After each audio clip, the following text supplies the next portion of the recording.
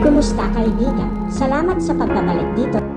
Ngayong araw, ang ipapakita ko sa inyo ay ang Indian drama film na may pamagat na Like Stars on Earth na ipinalabas noong 2007. Simpleng buhay lang mayroon ang pamilya Awasthi. Pagkatapos mag-almusal ang padre de pamilya na si Nankishore, ay papasok na ito sa trabaho habang naiwan ang kanyang asawang si Maya para asikasuhin naman ang kanyang dalawang anak. Ang panganay na si Johan, palaging nagtatap sa kanilang klase at aktibo sa pagsali sa mga sports activities. Kasali siya sa gaganaping Interstate Tennis Championship. Samantalang ang pangalawa nilang anak na 8 years old, si Ishan, grade 3 student, hindi makikita ang interes sa pag-eskwela, likas na mapaglaro ang kanyang isipan sa kung ano-anong bagay. Kailangan ng kanyang ina na ibuhos ang pag-aasikaso dito para hindi ito malate sa eskwela. Kung sa ibang bata, excited sila at na-enjoy nila ang pagpasok ng eskwela, pero para kay Ishan, ito ang lugar na ibig niyang iwasan, lalo na kapag dumating na ang kanyang guro at pabasahin na siya nito ng libro. Sa edad na iyon ni Ishan ay hindi pa siya marunong magbasa at sumulat. Sinasabi ni Ishan na ang nababasa niya ay mga sumasayaw na letra. Napapatawa na lamang ang kanyang mga kaklase. Sa buong klase, si Ishan ang may pinakamababang marka kahit sumigaw ang guro. Hindi pa rin maayos na nakakabasa ng mga salita si Ishan. Iniisip ng mga guro na matigas ang ulo at tamad mag-aral si Ishan. Kaya naman palagi din siyang napapalabas ng classroom hanggang matapos ang klase. Dahil para sa mga guro, nakakagulo lamang si Ishan at nasasayang ang oras ng ibang mga estudyante. Noong araw na yun, pinaakot si Ishan ng kanyang mga kaklase dahil sa hindi siya nakagawang assignment sa kanilang math subject. Kaya bitbit ang kanyang bag lumabas siya ng eskwelahan. Gumala siya kung saan-saan. Inubos niya ang buong maghapon sa pagmasid-masid sa kapaligiran. Nang mapagod, bumalik siya at natulog sa school bus hanggang mag-uwian na. Sa kanilang bahay, doon bumabawi si Ishan. Nagagawa niya ang mga ibig niya lalo na ang pagpipinta. Naroon din ang tangi niyang kaibigan at umuunawa sa kanya ang kanyang kuya Johan. Malimit ding napapaaway si Ishan sa mga bumubuli sa kanya. Kaya kapag nalalaman ito ng kanyang ama, napapagalitan siya nito. Binihisan ni Maya si Ishan, pinagsabihan itong huwag nang maglalaro sa labas ng bahay para makaiwas ito sa pang-aaway ng ibang bata. Nakikita din ni Maya na wala talagang interes si Ishan sa pag-aaral. Dahil kahit paulit-ulit niya itong tinuturuan ay hindi ito makasulat ng tama at mali-mali ang spelling. Hindi rin nila matapos ang pagtuturo dahil palagi itong umiiwas. Sa pagtulog, sinabi ni Ishan kay Johan ang ginawa niyang pag-skip sa kanilang math subject. Pinakiusapan niya ito na gawan siya ng excuse letter at hindi ang kanilang magulang dahil siguradong papagalitan na naman siya. Naawa naman sa kapatid si Johan kaya ginawan din niya ito ng excuse letter. Kinabukasan, naniwala naman ang kanyang guro sa excuse letter dala nito. Tiningnan pa ng guro kung maayos na ang pakiramdam ni Ishan. Kaya laking tuwa ni Ishan dahil hindi na siya sinita sa kanyang assignment at pag-absent. Subalit ng araw na yon, nagbigay ng surprise test ang kanilang guro at nang tingnan ni Ishan ang test paper. Hindi alam nito kung paano niya isosolve ang given problems hanggang maisip na lamang niya na ang planetang number 3 ay nakipaglaban sa planetang number 9, nagwagi ang number 3, kaya number 3 ang kanyang isinagot. At yun ang naging paraan niya para sagutin ang lahat na nasa test paper. Nang matapos, nagtanong ang kanyang kaklase kung nakasagot ba siya. Sinabi ni Ishan na napakadali lang sagutin ang mga test. Ang sumunod na araw, habang nagbabasa ng magazine si Nankishore, aksidenteng nakita niya ang excuse letter ni Ishan. Dito nadiskubre nilang tumakas sa klase si Ishan at gumala ng mag-isa sa syudad. Pinagalitan nila ito at tinanong kung sino ang gumawa ng kanyang excuse letter. Pero hindi nagsalita si Ishan, ayaw niyang pag-alitan din ang kanyang kuya Johan. Hanggang ipatawag na ng principal ang mga magulang ni Ishan, nabigla sila nang malaman nila ang mga pinaggagawa nito. Bukod sa bagsak ito sa mga test, ay wala itong improvement sa kanyang pag-aaral. Sinabi ng principal na ikalawang beses na ni Ishan na nasa grade 3, kaya baka sa susunod na taon babalik ulit siya sa grade 3. Ipinayo rin ng principal na paaralin na lang si Ishan sa paaralan na may kakulangan sa pag-iisip.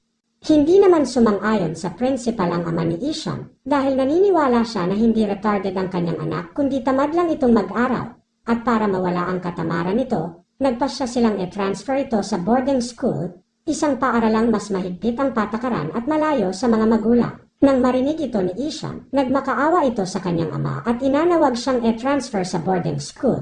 Naaawa naman si Johan sa kanyang kapatid, subalit alam niyang para rin sa kabutihan ni Ishan ang pasya ng kanilang mga magulang. Dinala ni Maya si Ishan. Ito ay para hindi matuloy ang pagdala kay Ishan sa boarding school. Pero sa pagmamadali ni Maya, napahiwalay si Ishan sa kanya at huli na ang lahat dahil nagsimula ng tumakbo ang tren hanggang maiwanan na nito si Ishan. Sumigaw ng sumigaw si Ishan, ginising siya ni Maya. Kahit sa panaginip, sinusundan pa rin ng takot si Ishan na mawalay sa kanyang ina. Umiiyak na nakiusap si Ishan na wag siyang dalhin sa malayo, ibig pa rin niyang sa kanilang bahay pa rin siya uuwi. Nangako siyang mag-aaral siyang mabuti. Subalit wala nang magagawa pa si Maya. Hindi niya saklaw ang desisyon ng kanyang asawa, kaya niyakap na lamang niya ang kanyang anak. Dumating ang araw na kinatatakutan ni Ishan, inihatid na siya sa boarding school ng kanyang pamilya. Nakita ni Ishan na makakasama niya sa isang kwarto ang ibang bata, at isang beses lang sa isang buwan niya makikita ang kanyang pamilya. Binalaan din siya ng school warden na bawal ang matigas ang ulo sa paaralang iyon. Kailangan din niyang matuto na magising ng maaga at asikasuhin ang kanyang sarili. Sa pag-alis nila, hindi nila magawang tingnan si Ishan. Nadurog ang puso ni Maya na iwan niya ang kanyang bunsong anak sa isang lugar na mag-isa na lamang siyang mamumuhay. Sobrang awa naman ang nararamdaman ni Johan. Alam niyang mahihirapang mag-isa ang kanyang kapatid dahil wala na silang gagabay kay Isha. At nang umalis na ang sasakyan, hindi makapaniwala si Isha na iiwan siya ng kanyang pamilya. Hindi siya makapaniwala na hindi na niya makikita ang kanyang ama, ang kanyang ina, at ang kanyang kuya. Lumipas ang oras, nanatiling nakatayo si Ishan, umaasa siyang babalikan pa siya ng kanyang ina. Subalit inabot na ng gabi, kaya pinapasok na siya ng school warden. Mabigat ang paa ni Ishan na humakbang. Hindi niya alam kung paano siya mabubuhay na wala ang kanyang pamilya. Sa loob, nanatili lamang siyang nakaupo at tumutulo ang luha. Hindi rin niya ginalaw ang kanyang pagkain. Hindi makatulog si Ishan at doon siya sa banyo umiyak ng umiyak. Tinatawag pa rin niya ang kanyang ina. Sa pagsimula ng araw, nahirapan si Ishan sa pag-asikaso ng kanyang sarili. Sa una niyang klase, pinaupo siya ng kanilang guro na si Mr. Tuwari sa katabi ni Rajan, ang pinakamatalino sa buong klase. At gaya ng dati, napapagtawanan siya dahil sa hindi siya makapagpaliwanag ng maayos sa kanyang sagot. Sinamahan si Ishan ni Rajan sa susunod nilang art subject. Subalit dahil sa hindi nakasagot ng tama si Ishan, napag-alitan siya ng kanilang art teacher. Tahimik na bumalik sa upuan si Ishan. Dahil sa hindi din sanay si Ishan sa ibang activity ng eskwelahan, hindi nagiging maayos ang kanyang paggalaw. Kaya palagi siyang hinihiwalay sa ibang estudyante. Samantala, inayos ni Maya ang gamit ni Ishan. Nakita niya dito ang flipbook na may punong-puno ng drawing ni Ishan. Makikita sa drawing ni Ishan na dahan-dahan siyang nahihiwalay sa kanyang pamilya. Napaiyak ng lubos si Maya. Sa pagdaan ng mga araw, wala na siyang ibang iniisip kundi ang makauwi na at makita ang kanyang pamilya. Wala ring pagbabago sa kanyang pag-aaral. Wala ring tutulong para sagutin ang kanyang mga assignments. Hindi gaya noon, na inaasikaso siya ng kanyang ina at kanyang kuya Johan. Kaya pakiramdam ni Ishan wala nang nagmamahal sa kanya. Dumating ang katapusan ng buwan. Dumalaw ang pamilya ni Ishan pero nagkulong ito sa kwarto at umiyak. Nang lumabas, nagtatakbo ito paikot-ikot sa basketball court. At nang mapagod, kinausap siya ng kanyang kuya Johan. Isinama nila si Ishan sa hotel. Binigyan siya ni Johan ng mga gamit sa pagpainting, pero wala pa ring imik si Ishan. Kinabukasan, nakita niyang naglalaro ang kanyang ama at si Johan ng tennis. Naramdaman ni Ishan na mas mahal ng kanyang ama si Johan.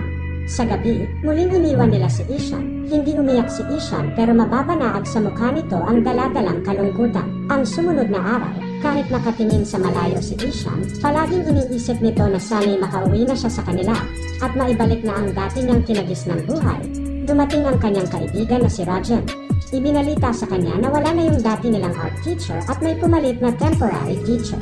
Nagulat ang mga bata sa pagpasok ng bagong nilang art teacher na si Ram. Naka-clown costume ito na kumakanta, na siya namang nagustuhan ng mga bata. Kaya maging ang mga bata ay napasayaw na rin kasama si Ram, maliban kay Ishan na nakatingin lang sa nangyayaring kasiyahan. Sa pagsimula ng kanilang klase, sinabi ni Ram sa mga bata na mag-drawing or mag-painting sila at ilabas nila ang kanilang pagiging malikhain. Habang nakapagsimula na ang lahat ng estudyante, napansin ni Ram si Ishan na hindi ginalaw ang kanyang papel at nanatiling walang imik. Inisip ni Ram na nag-iisip pa si Ishan ng gagawin. Pero nang matapos na ang lahat, nakita niyang hindi pa rin nag-drawing si Ishan. Nagtanong si Ram kung bakit hindi siya nag-drawing pero walang isinagot si Ishan. Tuwing matatapos ang klase ng hapon, pumupunta si Ishan sa tabi ng fish pond at doon namamalagi hanggang sa paglubog ng araw. At sa kanyang pagbalik tumawag ang kanyang ina. Sinabi nitong postponed ang pagdalaw nila dahil lalaro sa tennis championship si Johan, subalit hindi siya nagsalita at tumulo ang luha nito. Muli niyang naramdaman na wala siyang halaga sa kanila. Saka iniwan na lamang ni Ishan ang telepono. Kinabukasan, nadaanan ni Ram na nasa labas ng classroom si Ishan. Nang tanungin siya ni Ram, umiwas ito at hindi nagsalita. Kinausap ni Ram ang tanging kaibigan ni Ishan na si Rajan. Dito nalaman ni Ram na pilit na nag-aaral si Ishan, pero nahihirapan itong matutong magbasa at sumulat, kaya palagi itong napapagalitan ng mga guro. Tinatawag siyang tamad at hindi normal na bata. Nabahala si Ram dahil ramdam niya ang kalungkutan sa mga mata ni Ishan na dapat sanay katulad siya ng mga bata na naglalaro at masayang nag-aaral. Tiningnan ni Ram ang mga lumang notebooks ni Ishan. Nakita ni Ram hindi totoong tamad na estudyante si Ishan. Marami din itong isinusulat sa kanyang mga notebooks. Napansin nito ang mga letra na minarkahang bilog ng mga guro dahil sa baliktad na pagkakasulat at mga maling spelling. Naisip ni Ram na maaaring ang mga baliktad na letrang iyon ang nagpapalito kay Ishan. Maliban sa pagtuturo ni Ram sa boarding school, tumutulong din ito sa isang eskwelahan para sa mga espesyal na mga bata. Kasama niya dito ang kanyang girlfriend na si Jab-in. Napansin ni Jab-in na may iniisip si Ram. Sinabi ni Ram na naaawa siya kay Ishan sa kalagayan nito sa boarding school. Nababahala siya na baka hindi kayanin ni Ishan ang hirap na nararanasan nito. Samantala, ng araw na yon nasa tennis championship si Johan. Mapapansin hindi maganda ang kondisyon ng paglalaro ni Johan dahil sa iniisip din nito ang kalagayan ng kanyang kapatid sa boarding school nang matapos ang laro. Natalo si Johan at hindi nasiyahan ang kanyang ama sa resulta. Hindi maalis sa isipan ni Ram si Ishan, kaya nagpasya siyang alamin niya ang punot dulo ng problema nito. Pumunta si Ram sa bahay ni Ishan. Malugod naman siyang pinapasok ng mag-asawa. Nagulat si Ram sa nakita niyang mga drawing at painting sa kwarto ni Ishan. Lalo siyang humanga sa pagdrawing ni Ishan sa flipbook kung saan makikita na nahihiwalay siya sa kanyang pamilya. Sinabi ni Nan Kishore na kaya sila nagpasyang transfer sa boarding school si Ishan dahil sa pagiging matigas ang ulo nito at tamad mag-aral. Kinuha ni Ram ang isang kahon na may mga salitang Chinese na nakasulat. Pinabasa ito kay Nan Kishore. Nagreklamo si Nan Kishore na hindi niya mababasa iyon dahil wala siyang alam sa mga letra ng Chinese. Sinabi ni Ram na ganyan din si Ishan. Hindi niya mababasa ang isang salita dahil hindi niya maintindihan ang mga letra. Iyon ay dahil sa may sakit si Ishan na dyslexia. Isang uri ng sakit sa utak kung saan nahihirapan ang isang tao na tandaan ang mga letra o simbolo kaya hindi niya mabasa ang isang salita. Subalit hindi naapektuhan ng dyslexia ang buong katalinuhan ng isang tao. Normal pa rin itong tao. Doon lang sa aspeto ng pagbabasa ito nagkakaroon ng problema. Hindi totoong bobo si Ishan. Bagkus isa itong bata na may angking talino na wala sa iba. Hindi lahat ng bata ay malawak ang imahinasyon. Katulad sa ginawang painting ni Ishan na dumaan ang mga sundalo sa ilalim ng lupa para malusutan ang mga kaaway. Sinabi ni Ram na hindi dapat dinala si Ishan sa boarding school dahil nahihirapan itong walang magulang na dumadamay. Ikinwento ni Ram ang nararanasang hirap ni Ishan dahil sa mag-isa nitong hinaharap ang problema. Kaya nawala na ito ng interes pang mangarap, nawala na rin ito ng inspirasyon sa pagpipinta. Hindi nakumbinsi ni Ram si Nan Kishore. Sinabi ni Nan Kishore, hindi mabubuhay sa paintings lamang si Ishan, kundi kailangan itong matuto sa buhay para mapakain niya ang kanyang sarili pagdating ng araw. Nang bumalik si Ram, idinaan ito sa pagkwento ang pagpakilala sa mga taong hindi masyadong magaling noong bata pa sa pag-aaral dahil nahihirapang magbasa at magsulat pero naging matagumpay dahil sa angking talento. Nagbigay siya ng mga halimbawa ng mga inventor, artista at mga kilalang tao. Nakarelate si Ishan sa pinag-uusapan, kaya nang magtanong si Ram kung sino ang nakaimbento ng bumbilya. Nagulat ang lahat dahil sumagot ng tama si Ishan na si Thomas Edison. Natuwa si Ram at Rajan dahil yun ang unang pagkakataon na sumagot ng kusa si Ishan. Matapos ang klase, kinausap ni Ram si Ishan. Ikinwento ni Ram na noong bata pa siya, palagi siyang pinagagalitan ng kanyang ama dahil napapagkamalan siyang tamad mag-aral. Pero ang totoo, nahihirapan din siyang magbasa at sumulat, pero nang lumaon natuto rin siya dahil sa kanyang pagsisikap. Nang hapong iyon, naglaro ang mga bata sa labas. Gumawa si Ishan ng laruang bangka na gawa sa kahoy at nilagyan ng rubber band para ito ay tumakbo sa tubig. Namangha ang lahat maging si Ram. Dinala ni Ram ang bangka sa kanila at idinisplay. Kinausap ni Ram ang principal tungkol sa sitwasyon ni Ishan. Nagpaalam si Ram na tuturuan niya si Ishan araw-araw pagkatapos ng klase. Pumayag naman ang principal para sa ikakabuti ni Ishan. Agad na sinimulan ni Ram ang pagtuturo kay Ishan. Gumamit ng mga bagay si Ram para madaling matandaan ni Ishan ang mga letra na hindi niya kabisado. Araw-araw dahan-dahan niyang tinuturuan sa pagbabasa at pagsusulat si Ishan. Para kay Ram, hindi mahirap turuan si Ishan dahil porsigido din itong matuto. Hanggang unti-unti nang nakikita ni Ram na may pagbabago na kay Ishan. Isang araw, naglagay si Ram ng poster sa bulletin board para sa gaganaping painting contest ng eskwelahan. Napadaan sa eskwelahan si Nan Kishore. Kinausap niya si Ram. Sinabi ni Nan Kishore na nag-research din sila tungkol sa sakit ni Ishan at ibig nitong ipaalam na hindi siya pabayang ama dahil mahal niya si Ishan. Pero sinabi ni Ram na ang tunay na pagmamahal ng isang ama sa anak ay yung may matatakbuhang ama ang anak mo kapag kailangan niya ng tulong. May magsasabi sa kanya na huwag siyang mag-alalang magkamali dahil nandito naman ang isang ama na magsasabi sa iyo ng tama. Dahil napahiya si Nan Kishore, nagpaalam na ito kay Ram. Nakita niya si Ishan na nagbabasa ng poster sa bulletin board. Nagulat si Nan Kishore dahil marunong nang magbasa ang kanyang anak. Hindi niya ito magawang lapitan. Nahihiya siya sa kanyang anak. Sa kabila ng pagpapakita ni Ishan ng paglalambing sa kanya, dahil sa kanya lamang naniniwala si Ishan at umaasang makakakuha ng kalinga at unawa, bagkus iniwan pa niya ang kanyang anak sa isang lugar na mag-isa lamang ito. Umiiyak na umalis na lamang si Nan Kishore. Sumapit ang araw ng painting contest. Maagang nag-ayos sa sarili si Ishan para pumunta sa pagdadausan ng contest. Sa venue, lahat ng estudyante at mga guro ay pumunta at sumali. Nang magsimula na, lahat ay ibinuhos ang kanilang galing at talento para mapaganda nila ang kanilang gawa. Naroon din si Ishan na ginamit niya ang bigay na watercolor ng kanyang kuya Johan. Naging abala rin si Ram sa paggawa ng kanyang painting. Nang matapos ang oras, humanga si Ram sa nagawang painting ni Ishan kung saan inilarawan niya ang kanyang lugar na pinupuntahan kapag siya ay nasa kalungkutan at nag-iisa.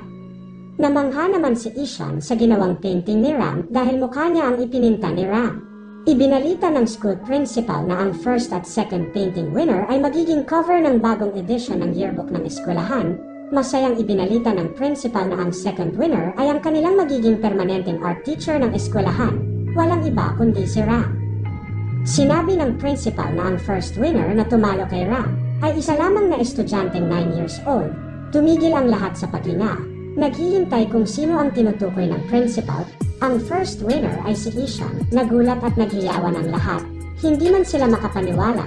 Subalit natutuwa sila at humanga dahil tinalo ni Ishan ang lahat ng estudyante na naroon.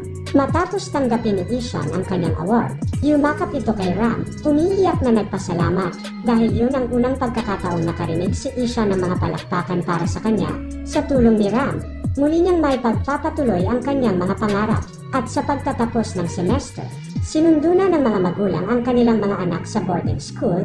Nagulat ang mag-asawa dahil masayang ibinalita ng principal ang kahangahangang talento ni Ishan at naging proud ang buong eskwelahan para sa katulad ni Ishan.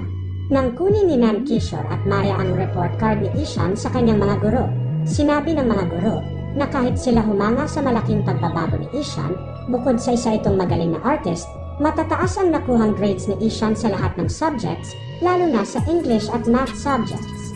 Sa labas, nakita ng mag-asawa na masiglang naglalaro si Ishan. Muli nilang nasilayan ang mga ngiti sa mukha ni Ishan.